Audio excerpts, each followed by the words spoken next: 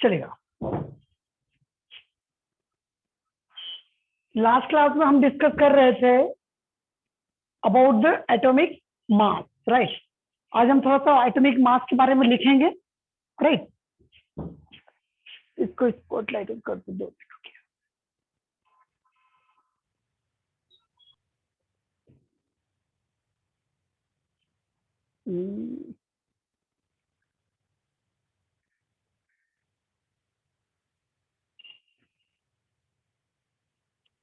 Wait, कहाँ चला गया?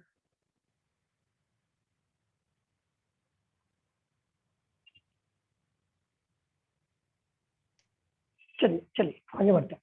सो हमने अभी तक ये डिस्कस किया था कि एटॉमिक मास जो होता है हम किससे रेफरेंस से निकालते हैं एटॉमिक मास।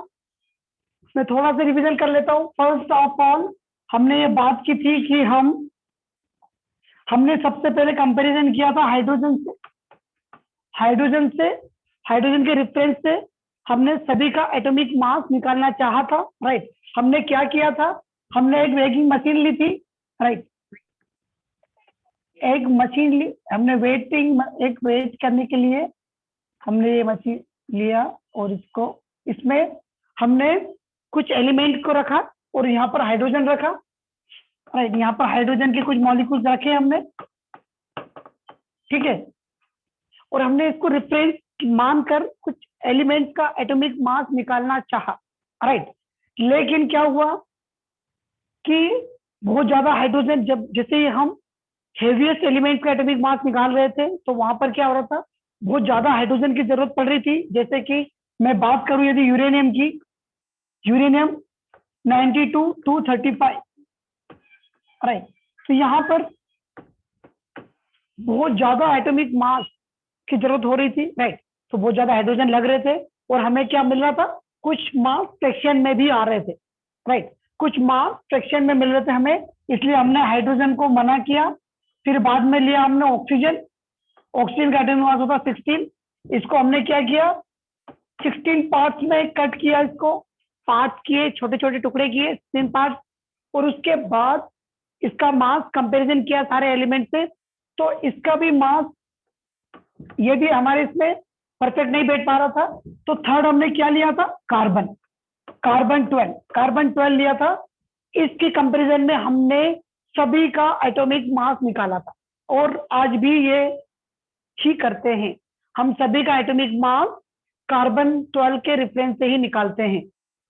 यहां तक शायद आपको समझ में आया था लास्ट क्लास में भी, राइट। आगे बढ़े हम, बताइए। Yes okay sir. चलिए अब हम थोड़ा आगे चलते हैं। अब हम क्या करेंगे, आज सारे एटॉमिक मासेस को डिस्कस कर लेंगे। आज हम सारे, इसको थोड़ा सा मैं इधर टिल्ट कर देता हूँ तो पहुंचा दिया जाए, ठीक है। आज हम सारे एटॉमिक मास को डिस्कस कर लेंगे, राइट। एटॉमिक मासेस आज डिस्कस करना है हमें। सबसे पहले कौन सा मास आया अभी तक, रिलेटिव एटॉमिक मास आया। वो सबसे पहले हमने क्या किया, रिलेटिव एटॉमिक मास ही सबसे पहले इन्वेंट किया। रिलेटिव एटॉमिक मास से क्या पता चल रहा था कि जो भी एलिमेंट है वो कितने टाइम से हेवियर है, किसके, 1/12 ऑफ कार्बन 12 एटम के, ठीक है। तो हमने क्या किया था, कार्बन का, ये कार्बन लिया था, उसके 12 पार्ट, एक कार्बन के हमने 12 पार्ट किए, कार्बन के 12 पार्ट किए, राइट। कार्बन के 12 पार्ट करने के बाद हमने क्या किया, उसका कोई एक यूनिट ले लिया, राइट। ये एक यूनिट को ले लिया। ये कितना था, ये था 1/12 of mass, sorry 1/12 10th mass of carbon 12 atom, carbon 12 atom, right. ये 1 यूनिट था, ये 1 यूनिट लिया हमने और इसके हिसाब से सारे मास को लिखा। और उसकी सबसे पहले डेफिनेशन क्या थी हमारी, वो थी रिलेटिव एटॉमिक मास। रिलेटिव, इसको आप लिख लेना यहां से, रिलेटिव एटॉमिक मास, एटॉमिक मास। अब रिलेटिव एटॉमिक मास की जैसे मैं बात कर रहा हूं, इसका नाम से पता चल रहा है कि ये किसी के रिलेटिव है, रिलेटिव एटॉमिक मास है, किसी से कंपैरिजन करके निकाला गया है। हमने क्या किया, हमने सबसे पहले एक एलिमेंट, कोई भी एलिमेंट लिया जिसका मास निकालना था, उसको यहां रखा हमने, कहां पर, यहां पर हमने कोई भी एलिमेंट को रखा और यहां पर 1/12 ऑफ कार्बन 12 एटम को रखा, उसका एक छोटे से पीस को रखा, ठीक है, और उसको कंपैरिजन किया, तब जाके हमको इसका रिलेटिव एटॉमिक मास मिला। ठीक है, सो इसकी डेफिनेशन में क्या लिखवा दूं, डेफिनेशन में क्या लिख दूं इसको, जल्दी बताएं आप। इसको ऐसा लिख देता हूं मैं, इसका मैसेज आ रहा है, ठीक, यहाँ देखो आप, इसको ये लिख देता हूं, इसकी डेफिनेशन भी लिख लेना आप। रिलेटिव एटॉमिक मास, इसको आर लिख देना, R, the mass number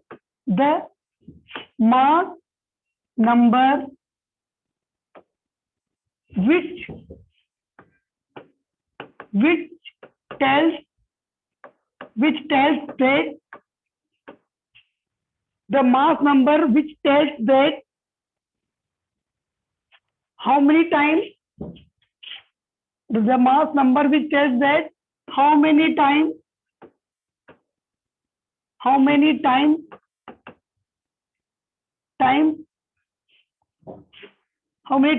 of atom,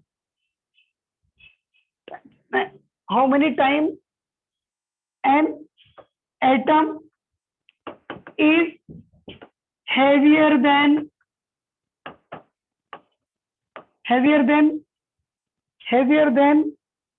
या लिखो आप इससे, heavier than 1/12 of mass of carbon 12 atom. ठीक है, रिलेटिव एटॉमिक मास वो मास नंबर था, वो ये बता रहा था कितने टाइम्स हेवियर हैं, कितने टाइम्स कोई भी एटम हेवियर है, किसके, 1/12 of mass of carbon 12 atom के। यहां तक सभी को क्लियर है क्या? अब इसका रिलेटिव एटॉमिक मास का फॉर्मूला लिख देता हूं मैं, क्या होगा, R relative atomic mass equals to atomic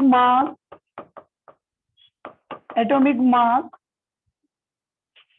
divide by 1/12 of 1/12 times mass of 1 carbon 12 atom. ये इसका फॉर्मूला भी लिख लो आप, ये है रिलेटिव एटॉमिक मास का फॉर्मूला। समझ में आया क्या?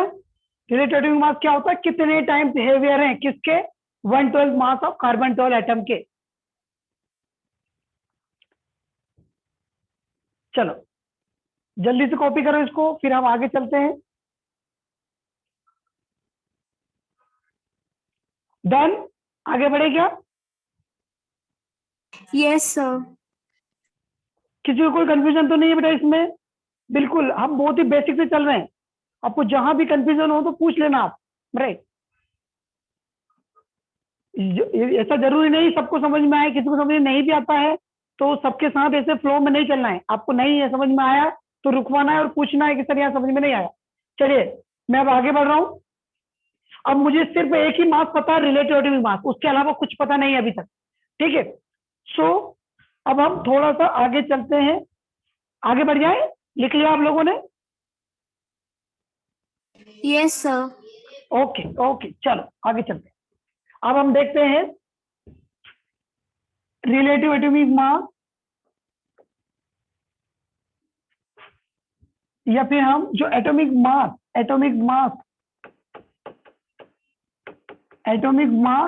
इक्वल्स टू क्या होगा, जो हमने लिखा था यहाँ पर क्या लिखा था हमने अभी, relative atomic mass is equal to atomic mass times 1/12 of mass of carbon 12 atom. ठीक है, इसी को मैं दूसरे तरीके से लिख रहा हूं, राइट।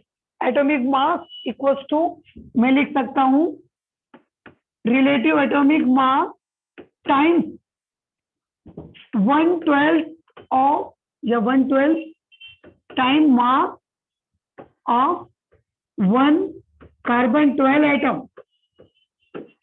ठीक है, ये मैंने एटॉमिक मास का फॉर्मूला लिखा है यहाँ पर। ठीक है, अब देखिए कोई कंफ्यूजन तो नहीं है। अब देखिए मैं यहाँ बात कर रहा हूं, यहाँ बात की मैंने हीलियम की। मुझे बताइए हीलियम हीलियम का रिलेटिव एटॉमिक मास कितना होगा?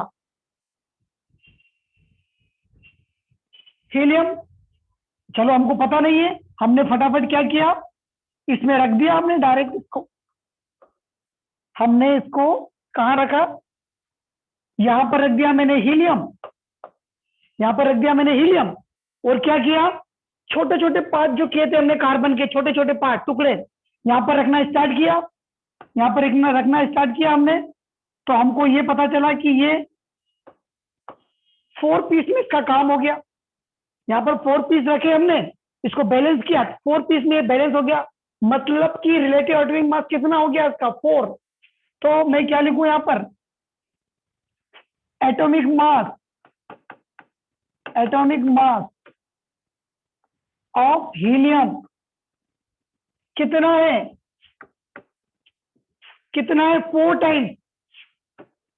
4 टाइम्स किसके? 1/12 of mass of 1 carbon 12 atom. ठीक है, इसी तरीके से मैंने हीलियम का निकाल लिया यहां पर रखकर। अब मैं और किसी का निकाल लेता हूं, मैं बात कर लेता हूं नाइट्रोजन का। तो एटॉमिक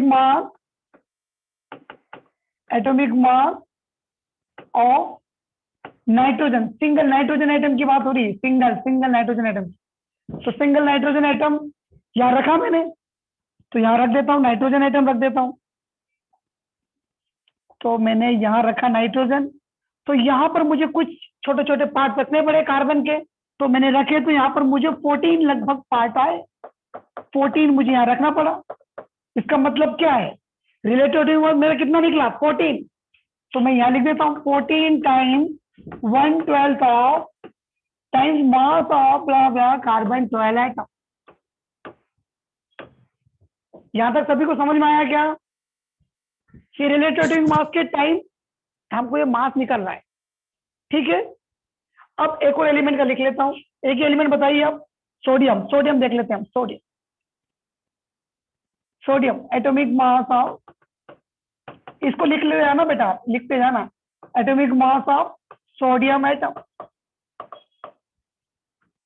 तो सोडियम एटम की बात हो रही है, मतलब कि हमने फिर वो वेगिंग मशीन ली, बैलेंसिंग मशीन, उसमें फिर रख के देखा सोडियम को। तो 23 छोटे छोटे पार्टिकल हमारा आए, मतलब कि वो 23 टाइम्स हेवियर था उसका, राइट। तो मैंने यहाँ लिख दिया 23 times 1/12 of and blah blah C12 atom.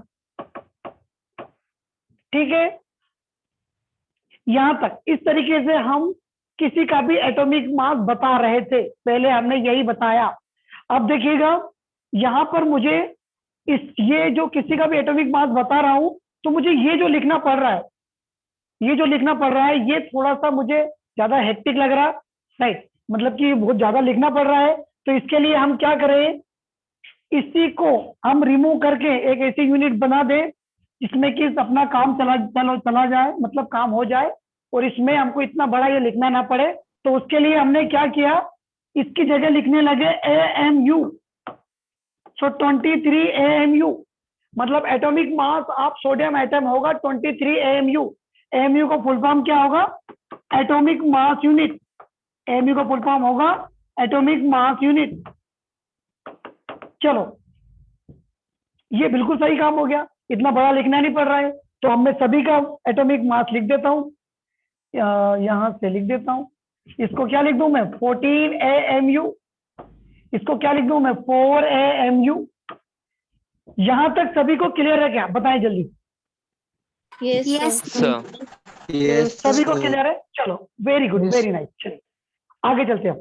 अब कहानी यहां तक पहुंची है कि एटॉमिक मास से हम AMU तक पहुंच चुके हैं कि किसी एलिमेंट का यदि मास आपको बताना है तो आप डायरेक्ट ये बता दोगे कि वो एएमयू है, कितना एएमयू है वो यहाँ पता चल जाएगा। चलो आगे चलते थोड़ा, जिसको कॉपी करना है कॉपी करे, पास कर ही लिया होगा, मैं लिखते जाता हूँ तो कॉपी भी कर लिया होगा आप लोगों ने, कर लिया ना कॉपी? No sir. हाँ कर लो, जल्दी से कर लो कॉपी आप इसको, फिर हम आगे चलते हैं। मतलब ये थोड़ी सी सीक्वेंस रहेगी, राइट। आप कोई सीक्वेंस फॉलो करोगे ना तो बहुत अच्छे से समझ में आ जाएगा पूरा एटॉमिक मास, क्योंकि इसमें बहुत सारे मास होंगे जो आपको समझने होंगे, राइट। इसमें एटॉमिक मास है, ग्राम एटॉमिक मास है, ग्राम मोलिकुलर मास है और मोलिकुलर मास है, राइट।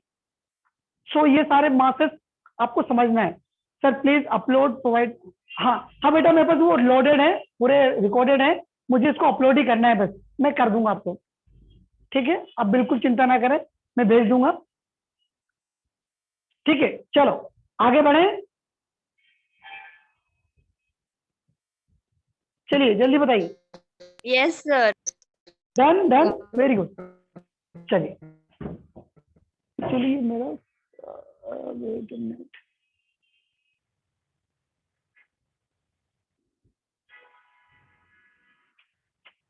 स्पॉटलाइट का ऑप्शन क्यों नहीं आ रहा?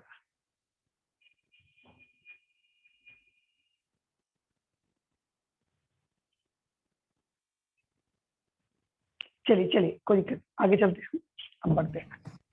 अब हमें यह पता चल चुका है कि एटॉमिक मास निकालने के लिए यदि आप, मुझे किसी ने बोला कि मुझे बताइए ऑक्सीजन का एटॉमिक मास कितना होगा, atomic mass of oxygen, atomic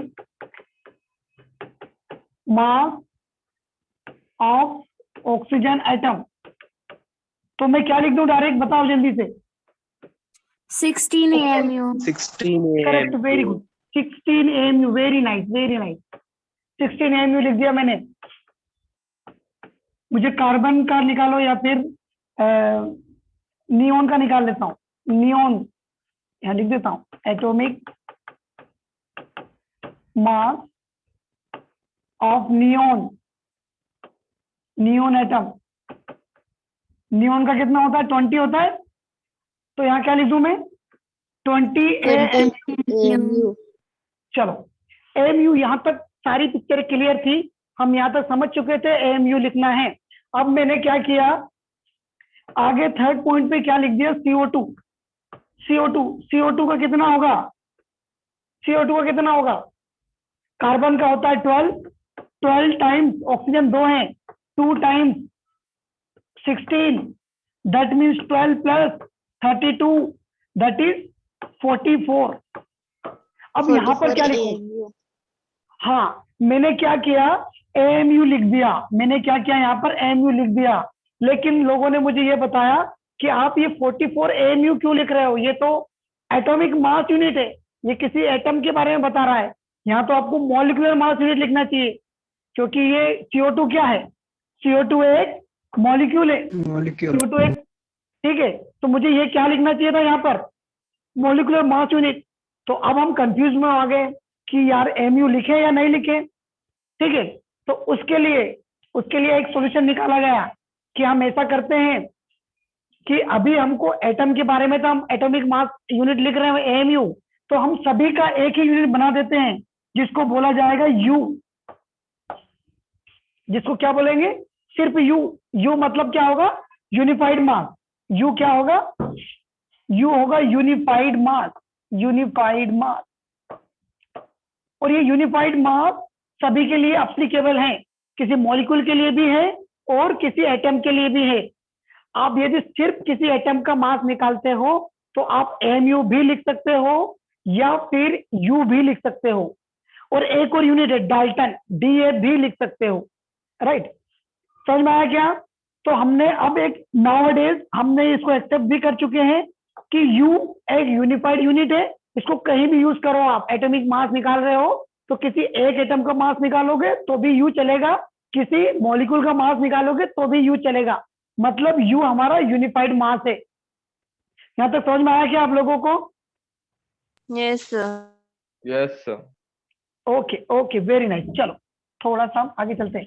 यदि मैंने लिखा यहाँ पर लिखा मैंने सोडियम एटम का मास कितना होता है 23, क्या लिख दूं यहाँ पर क्या लिख सकता हूँ यहाँ पर बताएं जल्दी।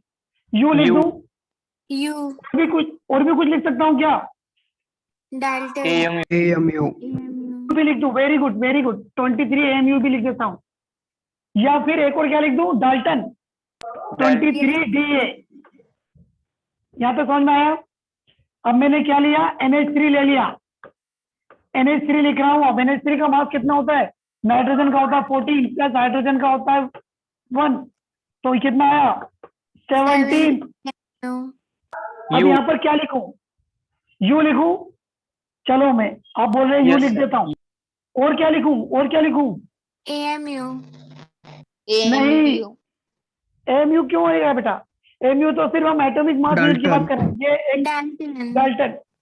आप एमयू डाल्टन लिख सकते हो बट एमयू नहीं, राइट, एटॉमिक मास यूनिट है वो तो, ठीक है। तो आप उसको, आपको यू ही लिख दोगे तो चल जाएगा, जब भी किसी मॉलिक्यूल की बात हो रही है तो आप यू लिखोगे तो चलेगा। और ये क्या होता है, ये एक यूनिफाइड मास होता है, यूनिफाइड मास होता है ये, और ये मॉलिक्यूल के लिए यूज होगा। चलो यहां तक क्लियर है क्या? जल्दी से इसको लिख लो आप लोग। Yes, sir. चले आगे बढ़ जाएं अब हम। Yes, sir. Okay okay fine, चलिए।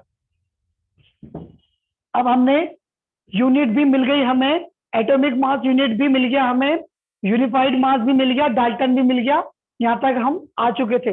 अब देखिएगा, अब इसके बाद जब हम ये एक्चुअली रिलेटिव मास बता रहे थे सभी को, हमने ये रिलेटिव एटॉमिक मास बता रहे थे, एएमयू भी एक रिलेटिव एटॉमिक मास था। अब क्या हुआ, मास स्पेक्ट्रोमेट्री आई, क्या आया, एक इंस्ट्रूमेंट आया मास स्पेक्ट्रोमीटर, मास स्पेक्ट्रोमीटर आया, ठीक है। ये मास स्पेक्ट्रोमीटर ने क्या किया, जो आप किसी से रिलेट करके वो एक निकाल रहे थे उसका उसने डायरेक्ट बता दिया। तो उसमें ये जो मास स्पेक्ट्रोमीटर था, उन्होंने क्या क्या बता दिया, उन्होंने exact mass of small particles, छोटे छोटे जो पार्टिकल्स होते हैं उनका सभी का मास बता दिया। उसमें मास स्पेक्ट्रोमीटर ने एटम का साइज, एटम की रेडियस भी बता दी, एटॉमिक रेडियस, एटम की रेडियस भी कैलकुलेट कर दी, उसने मास भी कैलकुलेट कर दिया। और जब मास कैलकुलेट किया उसने, तो क्या हुआ, उन्होंने ये बताया कि जो कार्बन 12 की बात कर रहे थे हम, जो कार्बन 12 एटम था, जो कार्बन 12 एटम था उसके पूरे का मास बता दिया उन्होंने, और पूरा का मास कितना था 1.99। मास स्पेक्ट्रोमीटर ने बताया कि पूरे कार्बन 12 एटम का मास कितना है 1.99 इंटू 10⁻⁻23 ग्राम। ये किसका मास बताया, पूरे कार्बन 12 का, पूरे कार्बन 12 का। अच्छा मुझे बताइए, क्या ये मास 1 AMU का है? 12 AMU. बताइए जल्दी, ये 1 AMU है क्या? No. No, sir. Yes, sir. नहीं है, सोच के बताएं, सोच के, 1 AMU है या नहीं? 12 AMU है। 12 AMU, correct, very nice, very good बेटा। एक्चुअली हमको ये कार्बन 12 एटम का पता है, ये पूरे कार्बन 12 एटम का पता है, हमको तो 1/12 चाहिए, 1/12 ऑफ कार्बन 12 एटम। तो हमको क्या चाहिए था, 1 AMU बराबर क्या होता है, 1 AMU बराबर होता है 1/12 of times mass of carbon 12। Mass of carbon 12 क्या, इतना निकला, तो मैं लिख दिया 1.99 इंटू 10⁻⁻23 ग्राम। यहां तक सभी को क्लियर है क्या? अब देखिए 1 AMU हमने सोल्व कर लिया, तो हमें ये मिला 1.67 इंटू 10⁻⁻24 ग्राम, ये AMU मिल गया। ये मिला मुझे मास स्पेक्ट्रोमीटर से इन ग्राम, यहां पर मैंने ग्राम्स लिखा है, ध्यान रखना, ये ग्राम्स में बताया इन्होंने, इसका भी वेट ग्राम में ही बताया था। कार्बन 12 एटम का मास हमको मास स्पेक्ट्रोमीटर से निकला था 1.99 इंटू 10⁻⁻23 ग्राम, ठीक है। तो उसको हमने क्या किया, हमको इससे मतलब नहीं था, हमको तो एक छोटी सी यूनिट थी, उससे उसकी जरूरत थी, तो हमने वो निकाल लिया, उसको 12 से डिवाइड कर दिया, तो हमें 1 AMU मिल गया और ये इसका मास है। चलो यहां तक समझ में आया क्या? आपको 1 AMU का मास मिल चुका है अब, और वो कितना Yes. होता है? 1.67 इंटू 10⁻⁻24 ग्राम। ठीक है, यहां तक किसी को कोई Yes. कंफ्यूजन है क्या? थोड़ा भी कंफ्यूजन हो तो बताएं मुझे जल्दी।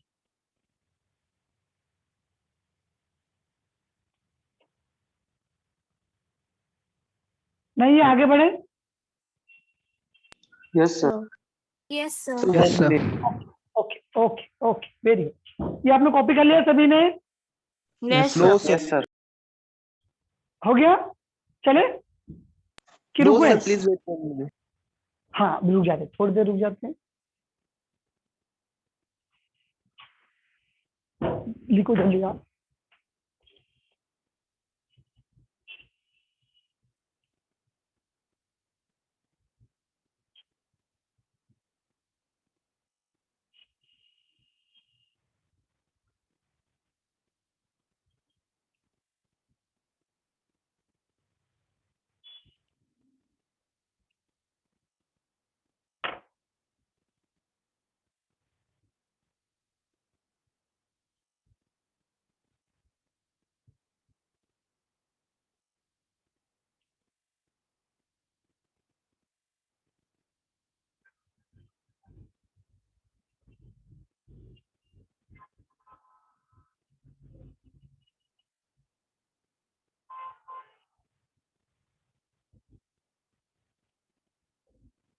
चलिए आगे बढ़े। डन? Yes, sir. चलिए ओके ओके फाइन। चलिए अब यहाँ पर मुझे एक और चीज देखनी थी, जो 1 AMU होता है। आप लोगों को ये पता है एवोगैड्रो नंबर? पता है आपको एवोगैड्रो नंबर क्या होता है? एवोगैड्रो नंबर सभी को पता है ना? Na। Yes. Yes, sir. Okay, Na बराबर कितना होता है? 6.02 into 10 to power of Into 10 to power 23। Okay, so यहाँ पर मुझे एक और रिलेशन क्या मिला कि 1 AMU जो लिखा है यहाँ पर, ये इसी का इनवर्स 1/Na कितना होता है? 1.67 into 10 to the power of -24 होता है। ये नंबर होता है, राइट? ये जो नंबर बता रहा हूं मैं, ये किसके बराबर होता है? 1/Na के बराबर होता है। ठीक है, आप इसको कैलकुलेट करके देखना भले ही। यदि आप 1/6.02 into 10 to the power of 23 लिखेंगे, डिवाइड करेंगे, तो आपको मिलेगा कितना? 1.66 या फिर 67 into 10 to the power of -24, इतना मिलेगा। ठीक है, तो मैं क्या कर रहा हूं, इसका डायरेक्ट रिलेशन यहां पर लिख देता हूं। 1 AMU बराबर हो सकता है 1/Na ग्राम। एक और रिलेशन निकाल दिया मैंने यहां पर। ये समझ में आया क्या? ये था हमारा फर्स्ट रिलेशन, इसका सेकंड रिलेशन भी निकाल दिया मैंने। 1 AMU लिख दिया 1/Na ग्राम। ठीक है, ये क्या किया मैंने? सिर्फ ये जो नंबर थे इसी को मैंने 1/Na लिखा, बस ये जो नंबर को मैंने 1/Na लिख दिया। सो 1 AMU को एक और रिलेशन मिल गया एवोगैड्रो नंबर से। चलो ये पॉइंट भी उसमें ऐड कर लेना आप। हो गया? चलिए आगे। No, sir. 2 No, minutes. sir. हाँ लिख लो आप, लिख लो। हाँ लिखो, आप लिखो, आराम से लिखो, कोई दिक्कत।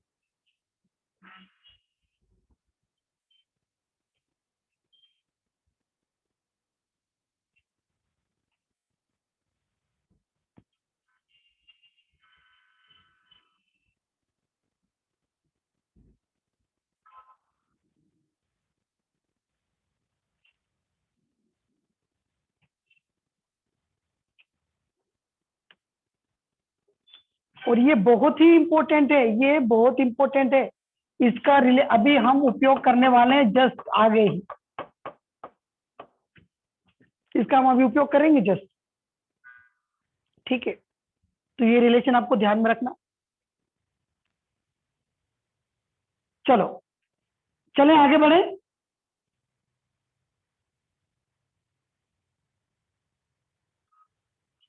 Yes sir. चलिए चलिए, सभी का हो गया। बाकी आप वीडियो से भी देख सकते हैं। हम आगे बढ़ जाते हैं जल्दी से।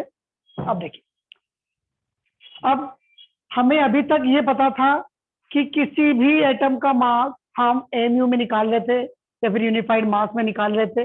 ठीक है, अब हम फिर से वहीं जाते हैं और उसका रिलेशन ग्राम में लेके आते हैं। उसका रिलेशन हम ग्राम में लेके आते हैं। तो हमने सबसे पहला जो देखा था रिलेशन, वो देखा था हमने रिलेटिव एटॉमिक मास का। रिलेटिव एटॉमिक मास सभी को समझ में आया था। अब बात कर रहे हैं हम ग्राम एटॉमिक मास। अब किसकी बात कर रहे हैं हम? Gram atomic mass. Gram atomic mass क्या डेफिनेशन होगी इसकी? ग्राम एटॉमिक मास की क्या डेफिनेशन होगी?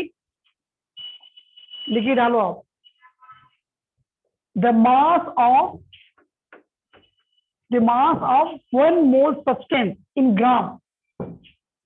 The mass of 1 mole atom in gram. The mass of 1 mole atom in gram is called gram atomic mass. Gram atomic mass. चलो ये लिख लो आप जल्दी से। अब मुझे ये भी बताओ आप कि ग्राम एटॉमिक मास की बात हो रही है। अब हमको ग्राम्स में लिखना है किसको? सभी के एटॉमिक वे मास को। अब कैसे लिखे हम? सोडियम का एटॉमिक मास कितना होता है? सोडियम की जगह दूसरा ले लेते हैं, मैग्नीशियम ले लेते हैं। मुझे बताइए एटॉमिक मास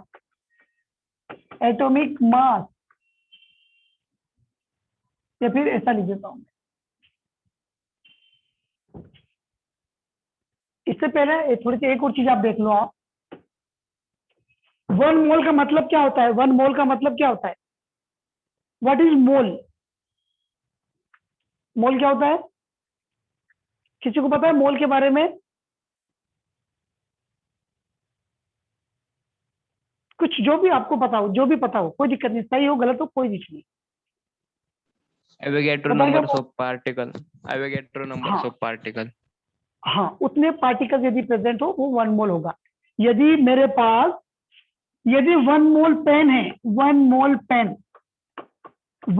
पेन है, मतलब कि कितने पेन है मेरे पास? कितने पेन है? 6.02 into 10 to the power of 23 पेन। ठीक है, यदि मेरे पास 1 मोल बुक है, बुक कितनी होगी? 6.02 into 10 to the power of 23 book. ठीक है, यहां तक समझ में आएगा आपको? अब ये मुझे क्या बोल रहे हैं? The mass of 1 mole atom in grams is called gram atomic mass. तो इसकी मैं एक और डेफिनेशन लिख दूं क्या यहाँ पर? कि क्या लिखूं डेफिनेशन में? ये लिख देता हूं। The mass of these 6.02 10 to the power 23 atoms, right? ऐसा लिख दूं मैं? the mass of the mass of 6.02 into 10 to the power of 23 atoms in grams is called gram atomic mass. Gram atomic mass.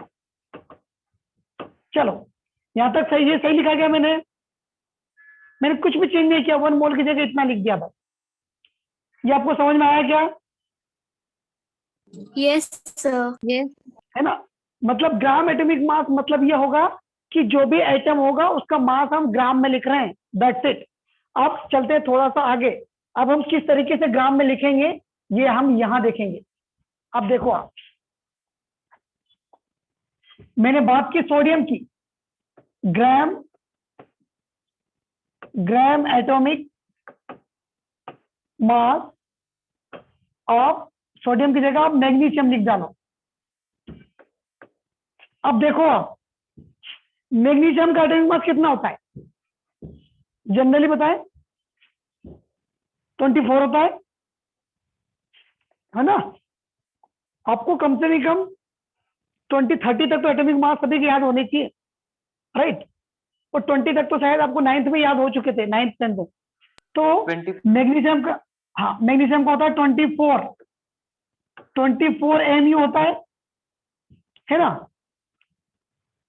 अब यहाँ पे क्या लिखा है? Gram atomic mass of magnesium.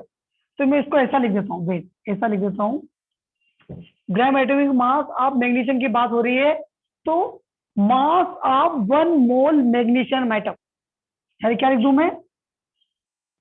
Wait, हाँ, मास of 1 mole mass of 1 mole magnesium atom. 1 mole magnesium atom को ही gram atomic mass बोलेंगे। अब 1 मोल की बात हो रही है, 1 मोल मतलब कि कितना मैग्नीशियम? मैं लिख देता हूं Na, यहां समझना थोड़ा सा। Na, मोल की जगह क्या लिख दिया मैंने? Na times mass of magnesium, mass of magnesium atom, ठीक है? चलो, अब Na तो यहां रह गया। अब मास ऑफ मैग्नीशियम एटम बताइए मुझे, Na टाइम्स मैग्नीशियम का मास बताइए Mu में कितना होता है? 24 AMU। 24 AMU। चलो बढ़िया, मैं 24 AMU भी लिख दिया। अब मुझे ये देखना है कि मुझे तो ग्राम में लिखना था, ये तो AMU में जा रहा है। अब क्या करूं? अभी मैंने रिलेशन देखा था, पहले मैंने क्या रिलेशन देखा था? 1 AMU बराबर देखा था 1/Na ग्राम। ये रिलेशन देखा था हमने अभी थोड़ी देर पहले। तो यहां पर वही रिलेशन लगा देता हूं, 1/Na times of 24 times of MU की वैल्यू होती है 1/Na, और क्या था? ग्राम। चलो, अब तो काम आसान हो गया, Na से Na कैंसिल हो गया, तो आंसर क्या आया? आंसर आया मेरा 24 ग्राम। यहां तक सभी को क्लियर है क्या? ये जो हमने Yes, डिस्कस किया समझ में आया, राइट? अब हमने क्या कर लिया, ग्राम एटॉमिक मास निकालना सीख गया। ग्राम एटॉमिक मास मतलब क्या होता है? Mass of 1 mole atom. Gram atomic mass मतलब मास ऑफ 1 मोल एटम, ठीक है? चलो, इसके बाद हम और आगे चलते हैं। ग्राम एटॉमिक मास में किसी को डिफरेंस कंफ्यूजन नहीं होगा शायद। जब भी यदि ग्राम एटॉमिक No, मास sir. का नाम आता है, इसका मतलब ये है 1 मोल एटम का मास है, वो किसी 1 मोल एटम का मास है, ठीक है? चलो आगे बढ़ जाए थोड़ा सा। किसी को लिखना है क्या? किसी को Yes, हाँ sir। लिख लो, आप लिख लो आराम से।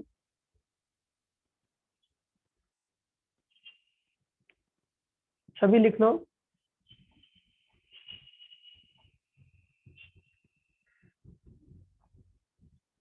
कहीं भी थोड़ा सा ऐसा कंफ्यूजन आता है कि यहाँ समझ में नहीं आया, तो आप रोक सकते हो, रोक के पूछना आप आराम से, राइट? हम उसको डबल से एक्सप्लेन करेंगे, राइट?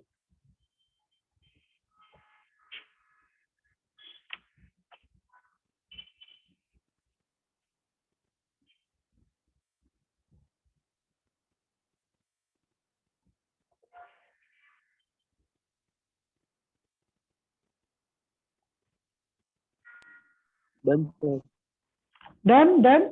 चलिए आगे बढ़ रहे हैं, बढ़ जाते हैं हम। सभी ने हो गया? सभी का? Yes, okay, very nice. चलो आगे चलो। अब हम ग्राम एटॉमिक मास निकल गया। अब दूसरा है हमारे पास, वो है gram molecular mass. Gram molecular mass, gram molecular mass क्या होगा? कोई डिफाइन कर सकता है क्या होगा लगभग? जल्दी से बताएं, अभी जस्ट रिलेट कर सकते हो उससे भी, आप ग्राम एटॉमिक मास से रिलेट कर सकते हो। The mass The of one mass- mole. The mass of one mole at Molecule. molecules in grams. Correct, very good, very nice, very nice. हम अभी ग्राम एटॉमिक मास की बात कर रहे थे, हमने क्या किया था, ग्राम एटॉमिक मास की बात की थी, तो यहां पर सिर्फ एटम की बात चल रही थी।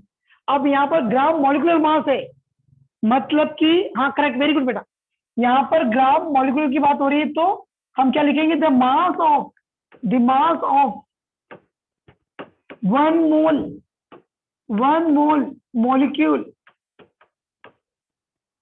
molecule in gram is called, the mass of one molecule in gram is called gram molecular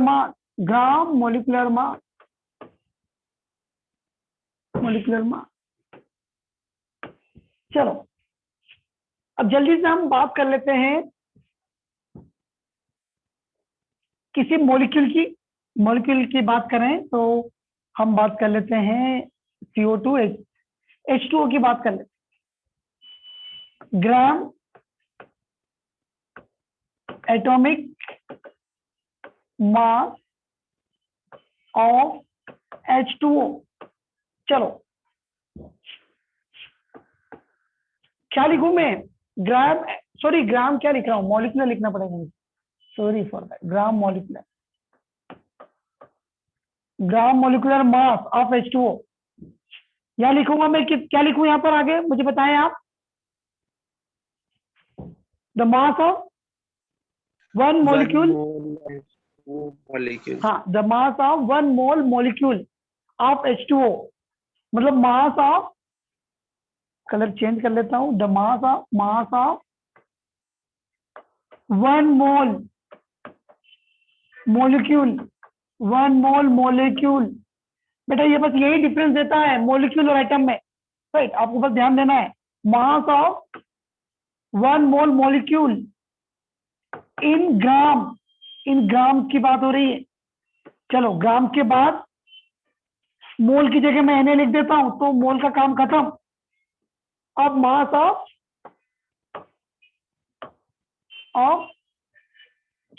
of one mole molecule H2O, one mole molecule H2O in gram, Na time mass of H2O, molecules को bracket लिख सकता हूं, H2O। अब Na वही वापस दोहराना है आपको, Na यहां पर लिखना है, टाइम H2O को आप यूनिट मास में लिख दोगे आप, तो H2O कितना होता है, H2O का मास जल्दी बता दो, 18, वेरी नाइस, 18, तो मैं यहां लिख देता हूं 18, U लिख देता हूं।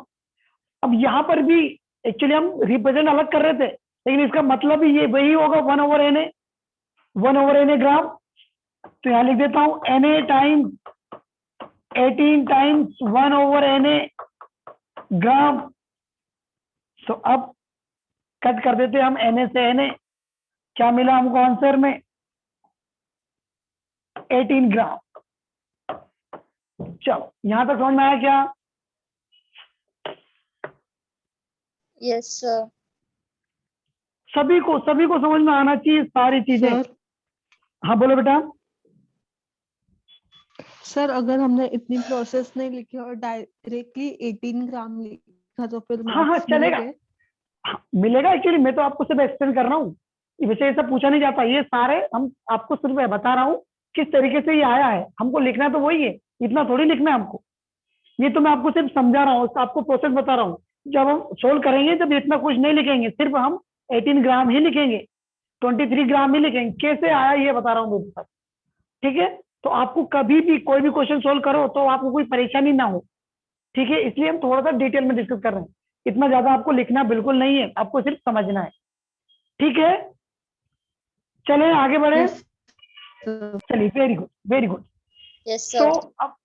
अब चलते थोड़ा आगे। अब हमने फर्स्ट ग्राम देख लिया, सेकेंड ग्राम, एटॉमिक मास देख लिया, थर्ड ग्राम, मोलिकुलर मास देख लिया। अब फोर्थ देखते हैं हम, फोर्थ देखते हैं एवरेज, एवरेज एटॉमिक मास। ये हमारे पास समय है ना अभी, ये कौन मैसेज कर, अब कुछ समय, ठीक है, काम हो जाएगा। अब हम बात करेंगे एवरेज एटॉमिक मास की, एवरेज एटॉमिक मास। बताइए ये एवरेज एटॉमिक मास क्या होता है?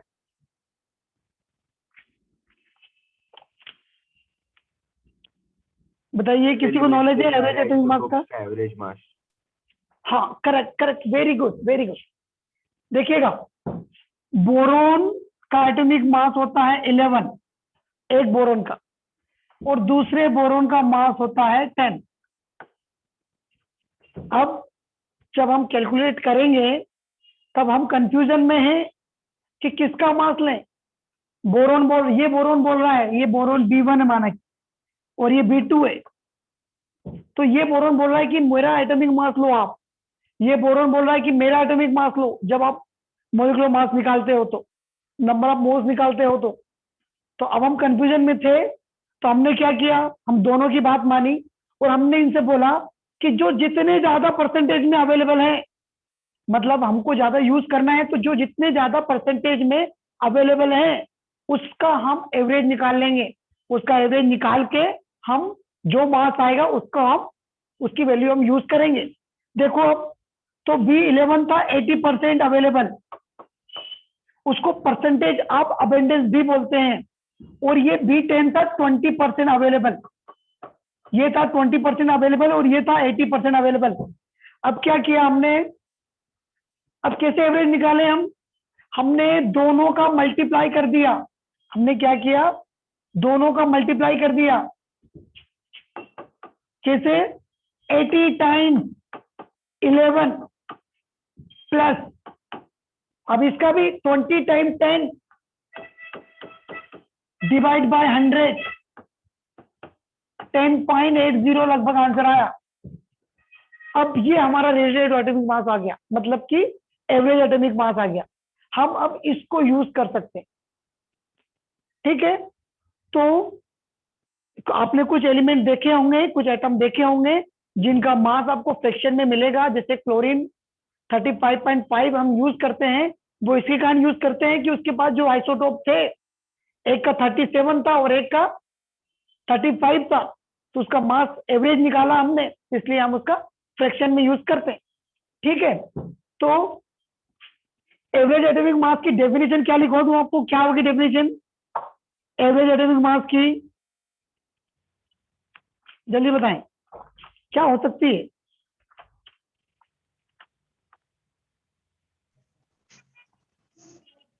चलो मैं लिखवा देता हूँ यहाँ पर, इसको हटा दो क्या। Abundance into isotope mass upon 100. हाँ, क्या क्वेश्चन था क्या बेटा कुछ आपका, मैं समझा नहीं, क्या बोला आपने? No, sir. Formula you answer said. बताया आपने, अच्छा डेफिनेशन बताई थी आपने। हाँ, इसका फॉर्मूला मैं लिखवाता हूँ आपको। अभी मैं आपको सिर्फ एक्सप्लेन बताया मैंने, किस तरीके से हमने दोनों का एवरेज निकाला। हमने दोनों की बात मानी और दोनों का परसेंटेज जितना अवेलेबल था उससे मल्टीप्लाई किया मास पे, और उसका एवरेज निकाल लिया, हमको उसका मास मिल गया। अब देखो आगे उसका मास, मैं इसका फॉर्मूला लिखवा देता हूँ आपको, average. Sir 1 minute, last slide दिखा ना। हाँ,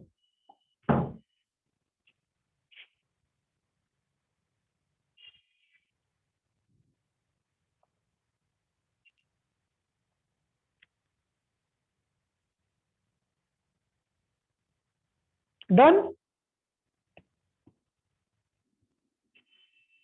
नो सर। हाँ हाँ, लिख लो आप, कोई दिक्कत। वैसे ये नहीं लिखना आपको, ये कोई भी कुछ भी मत लिखना, ये तो मैं बता रहा हूँ बस, ये आपको लिखना नहीं है। यस सर, हो गया। आपको सिर्फ यही लिखना, लिख लिया, ओके फाइन, चलो करेक्ट, आगे चलो। अब हम देख रहे थे, अच्छा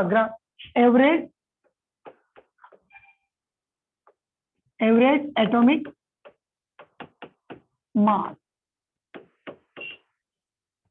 इसकी डेफिनेशन लिखोगे आप, द वेटेज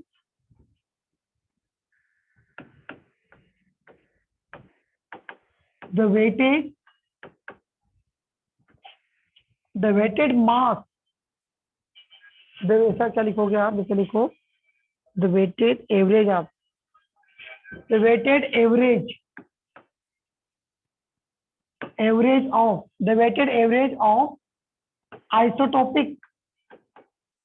isotopic mass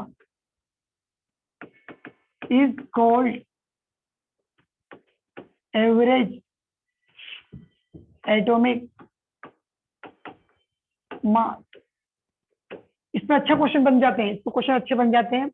हम इसमें 2-3 क्वेश्चन करेंगे इसके, ठीक है, थोड़ा समझ में आएगा आपको एवरेज एटॉमिक मास। सो इसमें क्या होगा, इसका फॉर्मूला क्या होगा, एवरेज आपको AX निकालना है, AX ये मास AX से निकालते हैं हम एवरेज, या फिर आप मास को AVGB लिख दो, एवरेज इक्वल टू क्या लिखोगे, मास को आप A से इंडिकेट करते हो, A1 टाइम्स, हाँ इसमें यहाँ लिख देता हूँ A1, या फिर A क्या होगा, एटॉमिक मास होगा, और आप X लिख लो, X क्या है, परसेंटेज ऑफ ऑकरेंस, या फिर कभी कभी परसेंटेज ऑफ अबंडेंस भी लिखा रहता है, परसेंटेज ऑफ अबंडेंस भी लिखा रहता है, राइट, या फिर परसेंटेज ऑफ ऑकरेंस भी होगा। तो X ले लेता हूं मैं, तो A1X1 प्लस A2X2, और ज्यादा भी हो तो भी चलेगा, यदि 3 आइसोटोप है किसी के तो plus A3X3 divide by 100, right, हाँ ये हो गया हमारा एवरेज एटॉमिक मास।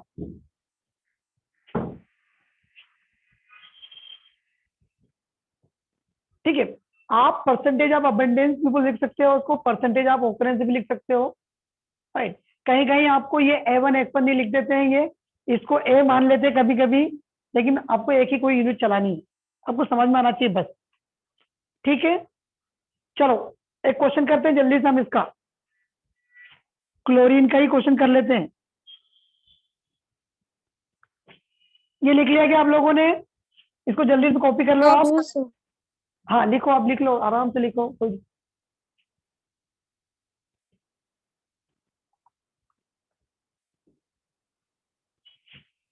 और यहाँ पर भी ऐसे डॉट डॉट भी बना देना चाहे कि और भी आगे जा सकते हो आप, A3 A4 A5 A6 जितने भी आइसोटोप हैं, जनरली हमको 3 या 4 ही मिलते हैं, ज्यादा आइसोटोप का तो हम नहीं निकालते हैं एवरेज।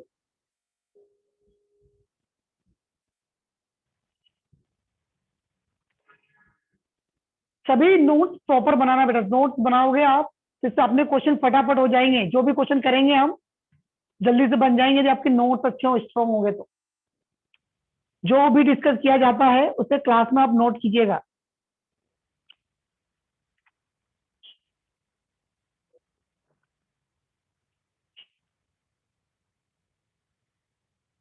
कैन यू प्रोसीड, आगे बढ़े? Yes, sir. Yes, sir. सभी ने कंप्लीट कर लिया? कोई समस्या Yes, तो sir. नहीं जिसने नहीं लिखा हो? लिख लिया, okay, very good, very nice. चलो आगे बढ़, अब ये क्वेश्चन कर लेते हैं जल्दी से हम क्लोरीन का। क्वेश्चन रेड से लिखने की नहीं, व्हाइट से लिखे। Question, a natural occurring chlorine isotope, natural occurring chlorine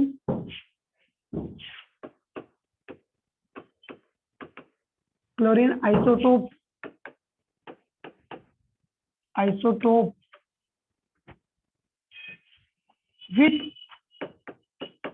with percentage of abundance,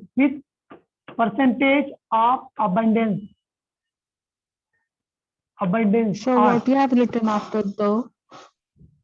The natural occurring chlorine isotope with percentage of abundance are अब क्लोरीन का आइसोटोप, क्लोरीन लिखा मैंने 8, इसका एटॉमिक नंबर 17 होता है। एटॉमिक नंबर नहीं लिखता हूँ, एटॉमिक मास लिखता हूँ डायरेक्ट। एटॉमिक मास लिख दिया मैंने 35, राइट। और एक और क्लोरीन का एटॉमिक मास लिख दिया मैंने 37, राइट। अब ये जो 35 है ये 75% अवेलेबल है। कभी कभी ये क्या करते हैं, किसी यदि बोल देते हैं हमको कि 2 आइसोटोप है, तो एक का परसेंटेज उन्होंने दे दिया हमें, तो हम क्या करेंगे, 100 में से माइनस करेंगे तो दूसरे का परसेंटेज भी निकाल लेंगे। इनका हमेशा परसेंटेज फिक्स 100 होगा, ठीक है। तो यदि इसने मुझे ये 75 दिया है, तो मैं भी इसको कैलकुलेट करके कितना निकाल सकता हूँ, 25%, 25. है ना। यदि किसी एक का भी दे दिया तो हम निकाल लेंगे। अभी कुछ क्वेश्चन आएंगे, हम करेंगे ऐसे क्वेश्चन जिसमें किसी का परसेंटेज नहीं दिया होगा, तो आप उसको इजीली निकालना, राइट। चलो जल्दी इसका आंसर निकालो आप लोग। एवरेज एटॉमिक मास, एवरेज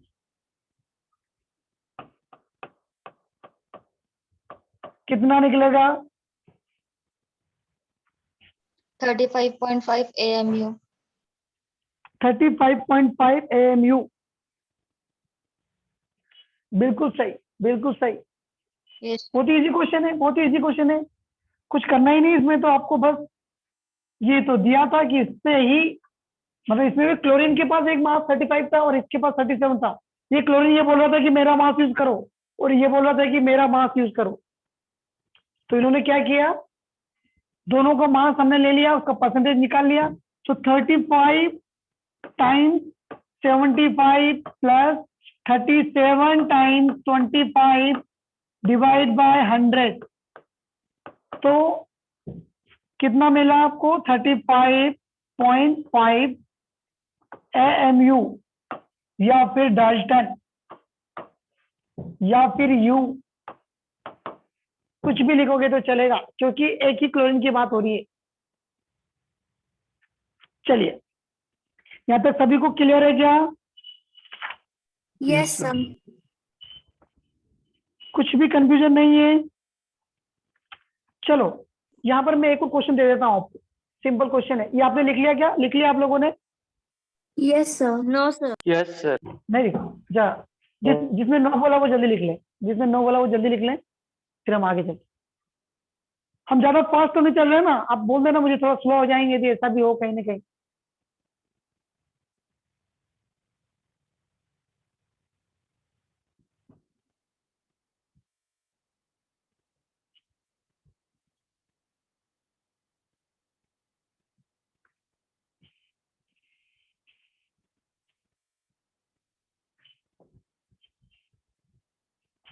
डन? बताएं बेटा, हो गया क्या? Yes, sir.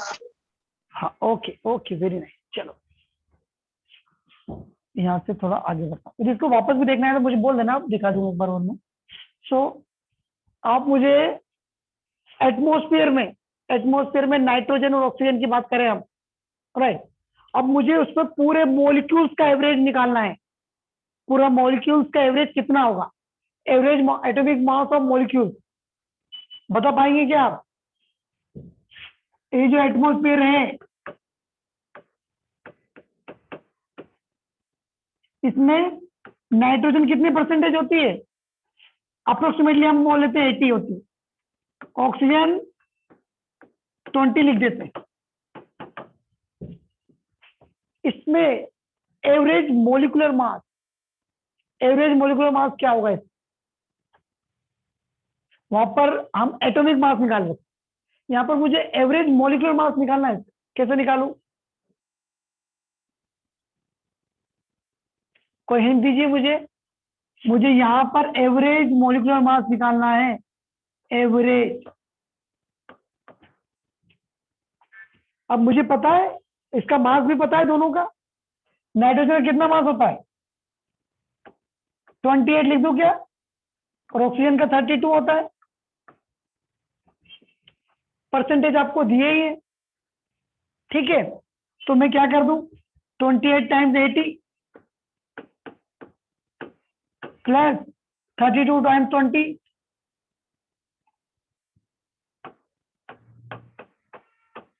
Over 100, right. इसको सॉल्व करो, कितना आ रहा है, इसको सॉल्व करो आप, कितना आ रहा है।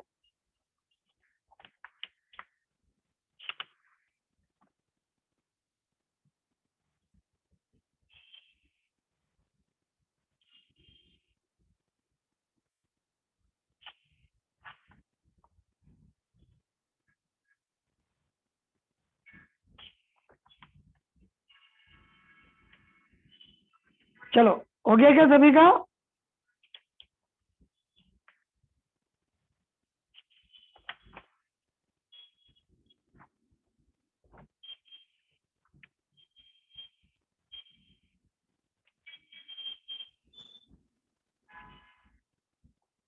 Two two 46.4 AMU.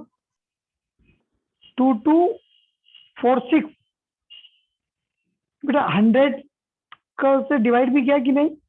Sir, 28.8 U. 28.8 you आना चाहिए लगभग शायद। Yes, चलो sir. 2 मिनट देख लेते हैं, 2 मिनट देख लेते हैं। हाँ मैं इसको 0 से मल्टीप्लाई 8 से मल्टीप्लाई कर देता हूँ। तो 8 8 64 8 2 जा 2240 प्लस इसको मैं 64 होगा ना, हाँ 140 डिवाइड बाय 100। अब क्या होगा इसमें 2200 600 2880 ओवर 100। हाँ 28.80 आंसर आ रहा है। ये मॉलिक्यूलर मास निकल सकता है।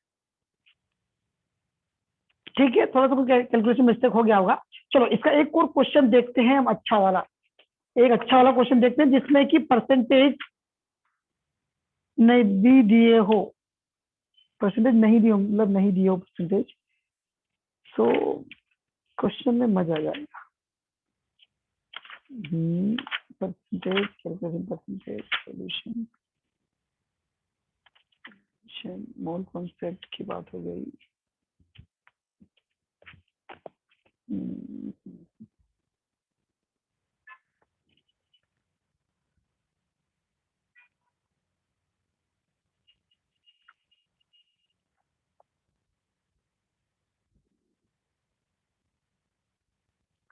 इंटीग्रल फॉर्मूला नहीं,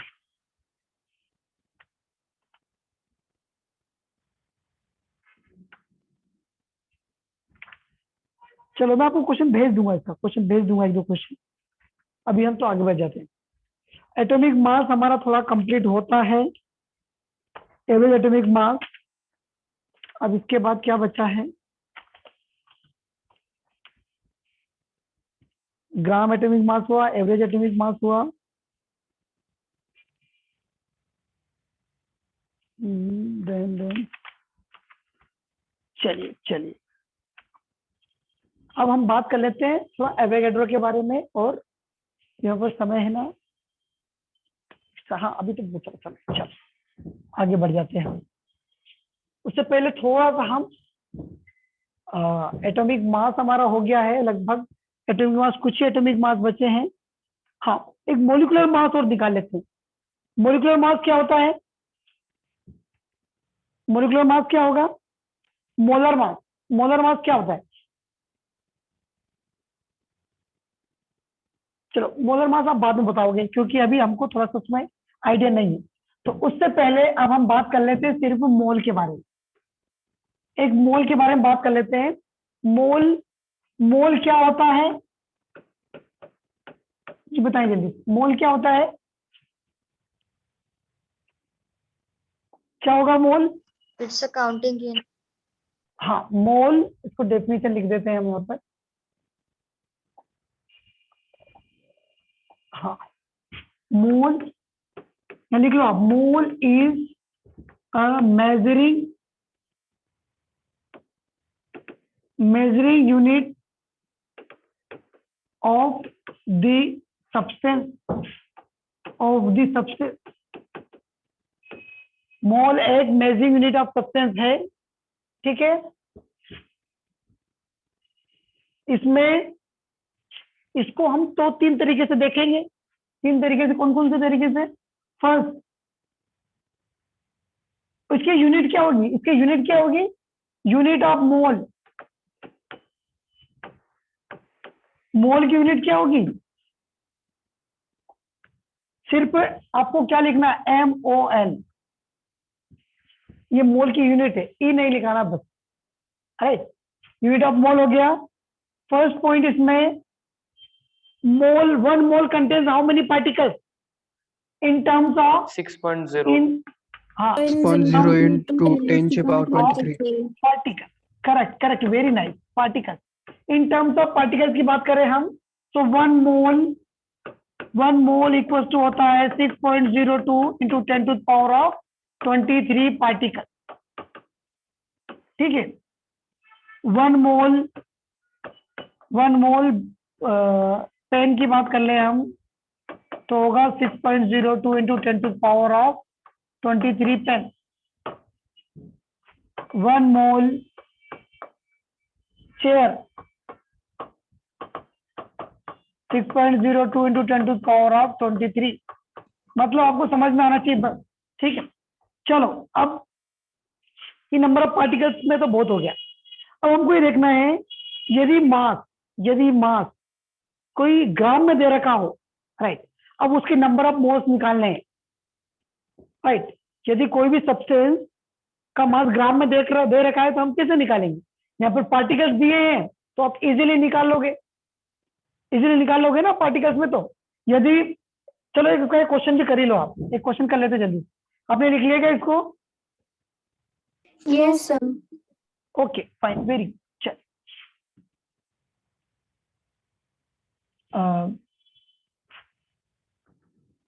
a molecule, no sorry, in a container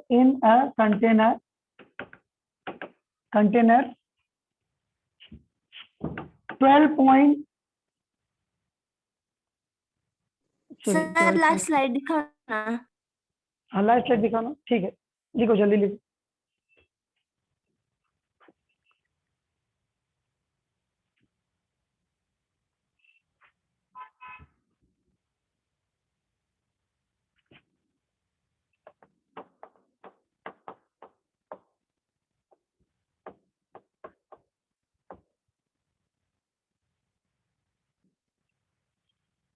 done बेटा, डन। Yes, चले sir. आगे बढ़े, okay.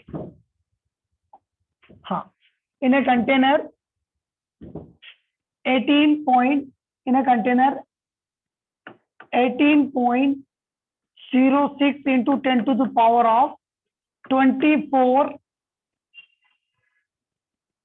molecules of oxygen are present. Find the number of moles of O2. Find number of moles of O2. Find the number of moles of O2. हाँ, कैसे निकालोगे आप?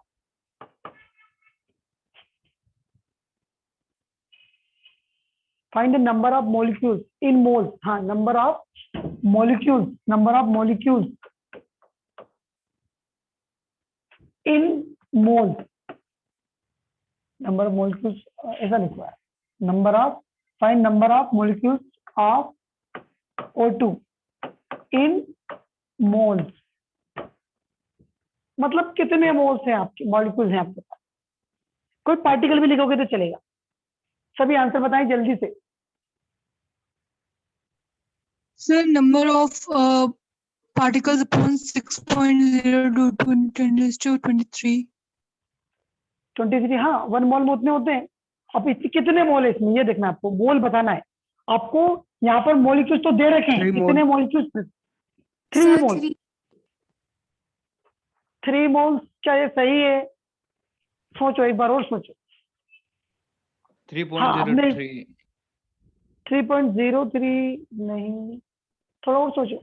ये यहाँ पर ये देख, नहीं, यहाँ देखो आप 10⁻24 है। जुनैद का 6 मोल आया है बेटा, एक बार और देखो, यहाँ पर 10⁻24 है। आपको ये पता है, देखो सॉल्यूशन देखो, थोड़ा सॉल्यूशन देखो आप। आपको ये पता है कि 1 मोल में 1 मोल O2 मॉलिक्यूल्स में 6.02 इंटू 10⁻23 मॉलिक्यूल्स होते हैं, ठीक है। अब कितने मोल में 18.06 इंटू 10⁻24 होंगे? ये 24 लिख दिया, तो आप क्या करोगे, क्रॉस मल्टीप्लाई कर दो, या फिर डायरेक्ट एक्स की वैल्यू क्या लिखोगे आप, 18.06 इंटू 10⁻24 डिवाइड बाय 6.02 इंटू 10⁻23। यहाँ 23 है, यहाँ पे 24 है। तो आप यदि इसको कट करोगे, यदि आप इसको कट करोगे तो ये 3 बार जाएगा। बिल्कुल सही आंसर था आपका। 30 बट हाँ 30 करेक्ट, वेरी गुड। यहाँ पे एक पावर ज्यादा है तो मैं यहाँ लिख दूंगा, इसलिए मैंने थोड़ा सा चेंज किया था उसको। एक्स इक्वल टू लिख दोगे आप 30। ये 10 टू द पावर जो होती है उसका आपको बिल्कुल ध्यान देना है, एडिशन में, सब्ट्रैक्शन में और मल्टीप्लिकेशन में, डिवीजन में।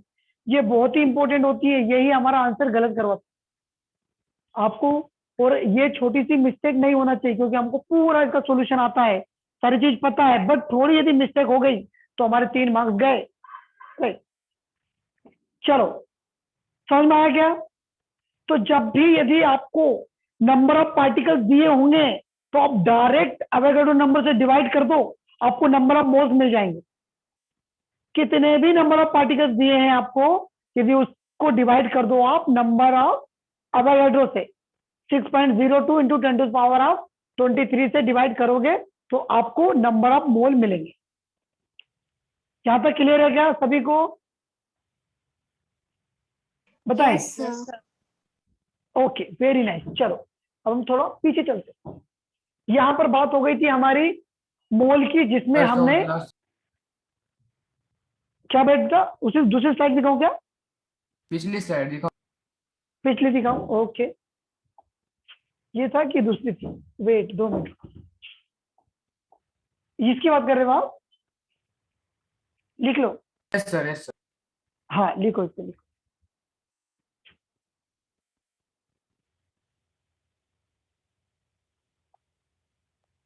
Done sir. Done, okay. Sorry, पीछे जाना है। हाँ, ये नंबर ऑफ पार्टिकल्स हमने देख लिए। अब हम चलते हैं आगे, इसको थोड़ा सा हमको ऊपर कर देना है। सॉरी, दूसरा पॉइंट।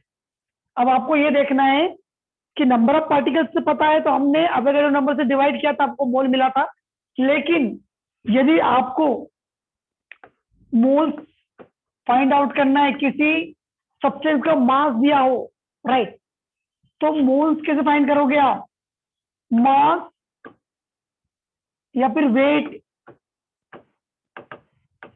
वेट एक्चुअली हम केमिस्ट्री में क्या करते हैं, मास और वेट एक ही मानते हैं, राइट। हम ज्यादा ग्रेविटी एक्चुअली फिजिक्स में नहीं जाते, हम लगभग मास और वेट लगभग एक ही लिखते हैं इनका। मास और weight of given substance, given substance divide by mass और weight of a given substance divide by molecular मास।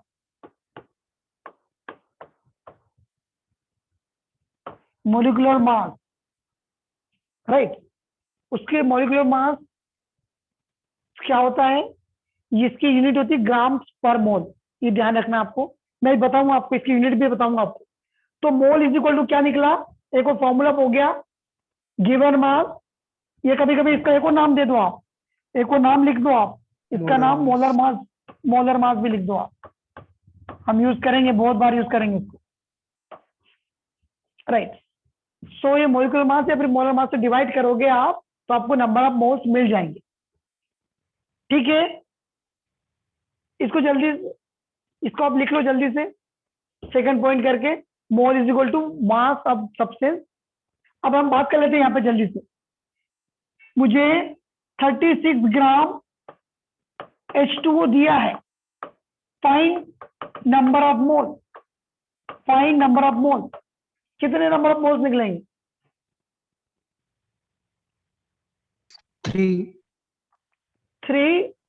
2 2 2 2 2 2 और आप नंबर ए मोल को आप एन से भी इंडिकेट करते हो, तो एन इज इक्वल टू जो भी मास दिया है, कितना 36 दिया है, और मोलर मास ऑफ H2O कितना होता है 2 + 16 18, मतलब कि 2 मोल होगा। ठीक है, यहां तक क्लियर है क्या सभी को? Yes, sir. ये लिख भी लिया क्या आप लोगों ने? ये भी लिख भी लिया क्या? No, sir. हाँ लिख लो, आप लिख लो, जल्दी से लिखो।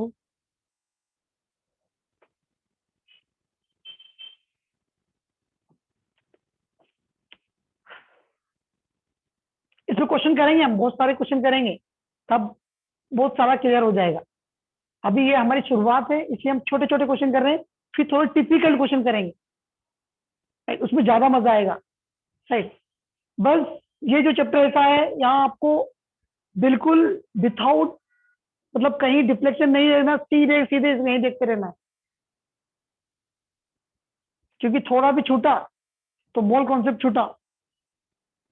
Done, sir. डन, सभी ने लिख लिया क्या? चलो वेरी गुड, आगे बढ़े, Sir. बताओ। Yes, sir. Okay okay, very nice. चलिए, अब हमें मोल्स के बारे में पता चल गया। मोल्स हमको अब दो फॉर्मूले पता चल गए, एक तो क्या था नंबर ऑफ पार्टिकल्स में, और एक था उसका molar mass, weight divide by molar mass. ठीक है, अब हम एक और डिस्कस कर लेते हैं, दैट इज कॉल्ड, चलो पहले क्वेश्चन कर ले क्या? नहीं अभी तो उसको भी डिस्कस कर ही लेते हैं। थर्ड पॉइंट की बात करें हम, सो थर्ड पॉइंट में होता है वन मोल गैस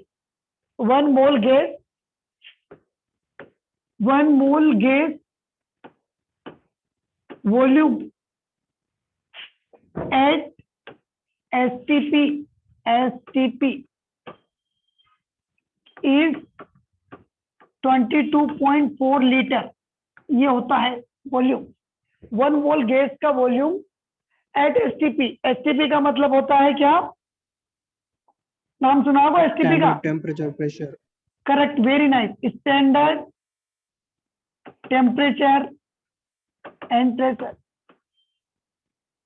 ठीक है, वन मोल गैस का वॉल्यूम होता है 22.4 लीटर, राइट? बट ये एक 1 STP कंडीशन पे ही होगा। अब वो कोई सी भी गैस हो सकती है, वो ऑक्सीजन हो सकती है, नाइट्रोजन हो सकती है, हाइड्रोजन हो सकती है, हीलियम हो सकती है, कोई सी भी गैस होगी। यदि 1 मोल पे बात हो रही है तो उसका वॉल्यूम 22.4 लीटर ही होगा। ठीक है, आपको ये ध्यान रखना है। अब ये आया कैसे? तो आप लोगों को पता है यहाँ पर आइडियल गैस इक्वेशन, आप अभी नहीं पढ़ी होगी तो आप पढ़ लोगे। Ideal gas equation,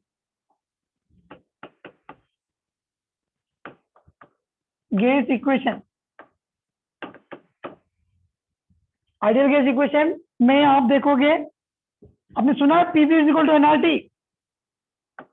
Yes, Yes. sir. PV is equal to NRT। यहाँ पर P क्या है? प्रेशर। V क्या है? वॉल्यूम। N क्या है? Number of moles. R क्या है? Gas constant. T क्या है? टेम्परेचर, और केल्विन में होगा टेम्परेचर। ठीक है, चलो जल्दी से इसको हमको थोड़ा सा देखना है। प्रेशर की बात कर लेता हूं मैं जल्दी से। यहाँ पर प्रेशर को हम किस में मेजर करते हैं? जल्दी बताएं, प्रेशर को हम किस में मेजर करते हैं? एटीएम में? Pascal. Pascal. या तो हम उसको लिखते हैं एटीएम, या फिर एटीएम लिखेंगे, या फिर क्या लिखेंगे? 2-3 यूनिट देख लेते हैं इसकी, बताइए क्या क्या यूनिट हो सकती है। इसकी सारी यूनिट देख लेते हैं अपन जल्दी से। हाँ, एटीएम और बार 1.013 बार, या फिर पास्कल की बात करें हम, पास्कल कितना होगा? 1.013 × 10⁵ पास्कल, या फिर 760 mm ऑफ Hg, या फिर 760 टॉर। ये प्रेशर की यूनिट है कुछ।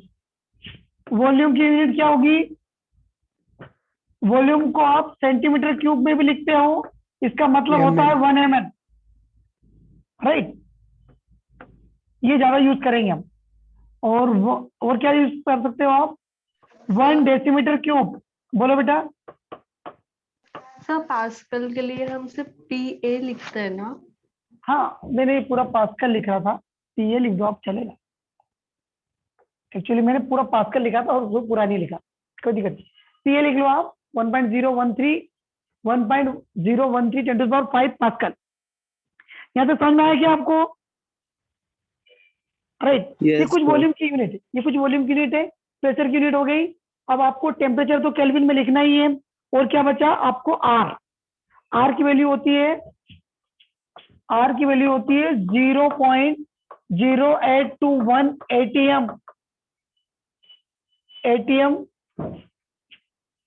एटीएम लीटर पर केल्विन, राइट। इसकी यूनिट होती है एटीएम लीटर, अच्छा एटीएम लीटर पर केल्विन पर मोल, एटीएम लीटर पर केल्विन पर मोल, ठीक है। ये इसकी यूनिट होती है। अब देखें हम, अब हमको क्या करना है? टेम्परेचर को निकालना है बस जल्दी से। सॉरी, टेम्परेचर नहीं निकालना, हमको निकालना है वॉल्यूम। तो मैं इसको थोड़ा छोटा कर देता हूँ, यहाँ तक दिख रहा है आप लोगों को? Yes sir. Okay okay fine, चलिए। अब देखिए, मुझे 1 मोल गैस का वॉल्यूम निकालना है, तो वॉल्यूम का फॉर्मूला क्या लिखूं? वॉल्यूम का फॉर्मूला क्या लिखूं मैं? V is equal to nRT divided by P, ऐसा लिख दूं क्या? यहां तक किसी को कंफ्यूजन नहीं होगा सर? सर ओके, वो बोलो। सर वो आपने ATM के रेज़ टू -1 और उसके बाद क्या लिखा है? M मोल, MOL, मोल मोल मोल मोल मतलब कि पर मोल लिखा है, पर केल्विन पर मोल, ठीक है। Okay sir. चलो, अब मैंने V लिखा, nRT ओवर P लिखा। n की वैल्यू क्या लिखूंगा मैं? मुझे 1 मोल के लिए निकालना है। यहाँ पे लिख दूं volume of 1 mole gas at STP। तो STP की बात करेंगे हम, तो nitrogen, sorry, number of mole तो 1 हो गया। R की वैल्यू कितनी थी हमारी? 0.0821 टाइम्स टेम्परेचर। अच्छा बताइए, स्टैंडर्ड टेम्परेचर कितना होता है? 273 केल्विन। 273 केल्विन। और स्टैंडर्ड टेम्परेचर कितना होगा? स्टैंडर्ड टेम्परेचर कितना होगा? 1 atm। STP, जब भी STP की बात हो रही होगी, कहाँ लिखा मैंने? यहाँ STP लिखा ना, तो यहाँ लिख लेना आप 273 केल्विन टेम्परेचर और 1 atm प्रेशर। देखो, सो 273 केल्विन मैंने यहाँ लिखा और 1 atm प्रेशर यहाँ लिखा। अब इसको सोल्व किया मैंने, तो मुझे आंसर आया 22.4 और आंसर आया लीटर। यहाँ तक सभी को समझ में आया क्या? बताएंगे। यहाँ पे प्रेशर 1 atm है। चलो, लिख लिया क्या सभी ने? आप लोगों ने सभी ये लिख लिया क्या? मैंने इसको प्रूव भी कर दिया। हाँ, लिख लो आप, लिख लो। सर यही स्लाइड में वो ऊपर वाला पोर्शन एक बार वापस बताइए ना। हाँ बिल्कुल बता देते हैं। तो मैं इसको थोड़ा छोटा कर दूं, चलेगा क्या? दिख रहा है आप लोगों को? सर ये पूरा फिर से हाँ, एक सर। बार बता दीजिए। अच्छा, पूरा फिर से बताऊं? ठीक है, ओके। देखो, मैं सबसे पहले हमने क्या क्या डिस्कस किया इसमें? हमें 1 मोल गैस का वॉल्यूम निकालना था, ठीक है। अब 1 मोल गैस का वॉल्यूम निकालना है at STP, standard temperature and pressure. Standard temperature हमारा कितना है? स्टैंडर्ड टेम्परेचर हमारा है 273 केल्विन और 1 atm प्रेशर, ठीक है। तो हमने क्या किया? एक आइडियल गैस इक्वेशन होती है, that is PV is equal to nRT। हम इसको गैसेस में और भी डिस्कस करेंगे शायद ज्यादा डिटेल में। तो हमने प्रेशर को हमने यूनिट होती है 1 atm या फिर 1.013 बार या फिर पास्कल या फिर टॉर या फिर आप मिनिमम HG कुछ भी यूज कर सकते हो, राइट। वो जैसे रिक्वायरमेंट के हिसाब से। वॉल्यूम आपको सेंटीमीटर क्यूब में यूज कर सकते हो या डेसीमीटर क्यूब में। 1 सेंटीमीटर क्यूब में 1 ml होता है और 1 डेसीमीटर क्यूब में 1 लीटर होता है। आर की वैल्यू बात कर रहा हूं मैं 0.0821 एटीएम लीटर पर केल्विन पर मोल, ये आपको दी हुई रहती है, ठीक है। सो अब इन सभी का यूज करके आपको इसका वॉल्यूम निकालना है, वॉल्यूम वी। तो मैंने यहाँ लिखा V is equal to N, यहाँ पे पी नीचे गया, यहाँ पर पी आ जाएगा तो वी बचेगा। V is equal to N R T over P. अब मुझे एन की वैल्यू निकालना है, तो 1 मोल की बात हो रही थी, 1 मोल की, इसलिए मैंने एन इक्वल टू 1 रखा। आर की वैल्यू मैंने ये एज इट इज यहाँ कॉपी कर दी, और टी हमारा 273 यहाँ से आया, 273 केल्विन, और प्रेशर लिया हमने 1 एटीएम, ये यहाँ से आया 1 एटीएम प्रेशर। अब इसको यदि से मैंने सोल्व किया तो मेरा आंसर आया 22.4 लीटर। तो इसका मतलब ये है कि 1 मोल गैस का वॉल्यूम होगा 22.4 लीटर। यहां तक समझ में आया क्या? Clear sir. क्लियर है? कोई कंफ्यूजन तो नहीं है? बताएं। No sir. No, sir. चलिएगा, ओके, वेरी गुड। सो अभी तक हमने जल्दी से, मैं एक और आपको इसका, आपको समय तो हो रहा है लेकिन मैं जल्दी से एक वो बना देता हूँ, मोल का वाई डायग्राम। मोल से यदि आपको, जल्दी से आप लिखते जाना मेरे साथ, मोल से यदि आपको पार्टिकल्स निकालना है, पार्टिकल्स, नंबर ऑफ पार्टिकल्स निकालना है, या फिर मोल से आपको मास या फिर वेट निकालना है, या फिर मास, मोल से आपको वॉल्यूम ऑफ गैस निकालना है एट एसटीपी, तो क्या क्या करोगे आप बताएं मुझे। मोल से यदि मैंने निकाला नंबर ऑफ पार्टिकल्स, तो मोल दिए तो नंबर ऑफ पार्टिकल निकालना है, तो क्या करोगे? मल्टीप्लाई कर दोगे आप। किससे मल्टीप्लाई करोगे आप? Na से, एवोगाड्रो नंबर। 1 मोल है मतलब कि 1 एवोगाड्रो पार्टिकल होंगे, और यदि पार्टिकल आपको दिए हैं तो आपको मोल निकालना है, तो क्या करोगे आप? डिवाइड कर दोगे। Very nice, very good. चलो, आपको मोल तो मिल गया, अब मास निकालना है आपको, मास, मोल से मास निकालना है, तो क्या करोगे? मोल का फॉर्मूला होता है N is equal to mass over molar mass. तो क्या करोगे आप? मल्टीप्लाई कर दोगे मोलर मास को, यहां लिख देता हूं मैं, मल्टीप्लाई बाय मोलर मास। और ये मास दिया है आपको, ये निकालना है, क्या निकालना है आपको? Volume, sorry, number of moles निकालना है, तो क्या करोगे? Divide by molar mass. लिखते चलो। अब इसके बाद आपको बात आई मोल से, यदि आपको मोल से उसका वॉल्यूम ऑफ गैस निकालना है, तो क्या करोगे आप? 22.4 से मल्टीप्लाई कर दोगे। यदि 1 मोल है तो 22.4 लीटर वॉल्यूम होगा, यदि 2 मोल है तो 44.8 लीटर वॉल्यूम होगा। और यदि गैस दे रखा है, वॉल्यूम से मोल निकालना है, तो डिवाइड बाय 22.4 लीटर, ये आपको मोल निकालेंगे। इसको जल्दी से आप कॉपी कर लो, राइट। और इस पे अब हम करेंगे क्वेश्चन, इस पे हम ज्यादा आप क्वेश्चन करेंगे, ठीक है। वो नेक्स्ट क्लास में क्वेश्चन होंगे इस पे अच्छे दमदार। ये सारी चीजें आप एक बार रिवाइज करके आना एट होम, ठीक है। Yes sir. Yes, sir. अच्छा, अब मुझे बताइएगा, समझ में आ रहा है आप लोगों को? कोई ऐसा कंफ्यूजन तो नहीं आ रहा है कि No, लिख नहीं sir. पा रहे हो, या फिर नो है सर, नो ना? कंफ्यूजन। थोड़ी भी यदि आपको कुछ परेशानी आती है तो आप मुझे बताएं, हम उसको सॉल्व करेंगे, या फिर आप मिल सकते हो, आके सेंटर पे आके मिल लेंगे, हम हर एक क्वेश्चन करेंगे डिटेल में, राइट। आपको समझ में आना चाहिए बस। हम टॉपिक को और धीरे करेंगे, यदि आपको ज्यादा स्पीड भी लग रही होगी तो हम थोड़ा धीरे चलेंगे, राइट। सारी चीज नोट डाउन करते करते धीरे चलेंगे, लेकिन आपको समझ में आना चाहिए अच्छे से, ठीक है। चलेगा। Yes, sir. तो स्टॉप द क्लॉक। हाँ बोलिए बेटा। सर आप लास्ट लेक्चर की रिकॉर्डिंग अपलोड कीजिए ना। हाँ मैं कर देता हूँ। आज तो नहीं, कल करवाता हूँ, कल आपको सारे इसकी रिकॉर्डिंग मिल जाएगी, ओके ठीक है। एक्चुअली Okay, एक sir. इस सेंटर पे और एक उस सेंटर पे, तो 2 रिकॉर्डिंग मेरे पास यहाँ पर है, मैं अपलोड कर दूंगा, एक वहां से करवा दूंगा, ठीक है। चलिएगा, ओके सर। ओके धन्यवाद।